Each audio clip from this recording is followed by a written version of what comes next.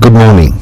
Today I'm reading from John 8 verse 12. It says, Then spoke Jesus again unto them, saying, I am the light of the world. He that follows me shall not walk in darkness, but shall have the light of life. So we see three things here. Jesus declares that he is the light of the world. Those that follow him will, and then the second thing, not walk in darkness, but have the light or the illumination that comes to you on account of life. This illumination on account of life is called the Spirit of life, or the effects that the Spirit of life will have on you.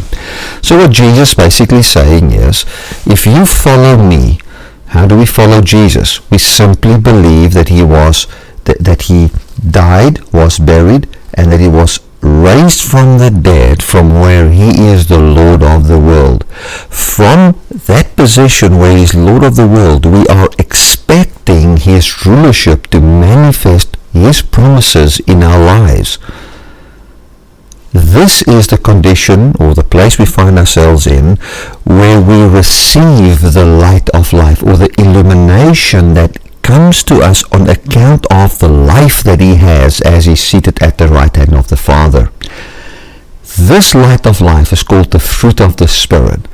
In Galatians 5:22 reads this way, it says, But the fruit of the Spirit is love, joy, peace, long-suffering, gentleness, goodness, faith, meekness, temperance, and against such there is no law.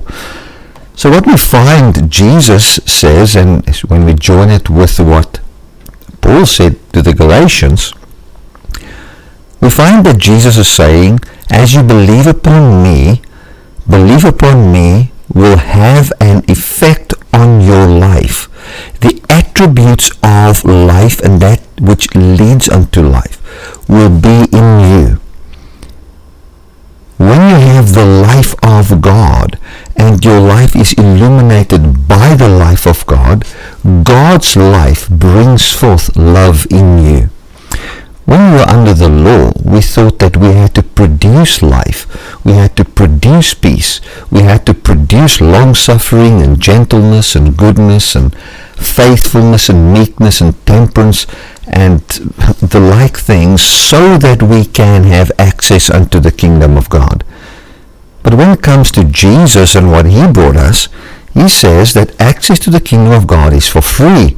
And as you believe upon this access that you have by the doing of God will have an illumination of life in your life. The best way to live in this world, where things are many times just upside down and the wrong way around, is to love people.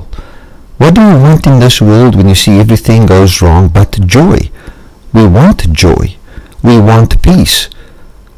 And since our lives is not born from this world, but we're in this world, we find our love and our joy and our peace from God.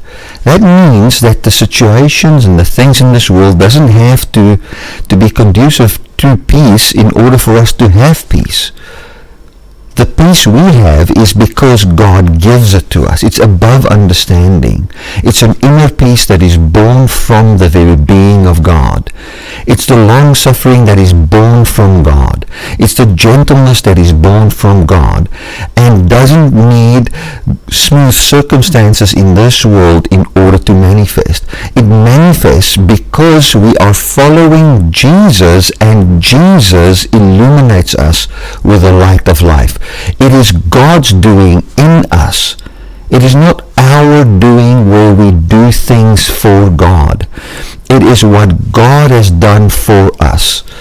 And I can testify that in these times, I have really experienced the love of God, the joy of God, the peace of God, the long-suffering, gentleness, goodness, faithfulness of God, in the midst of many things which would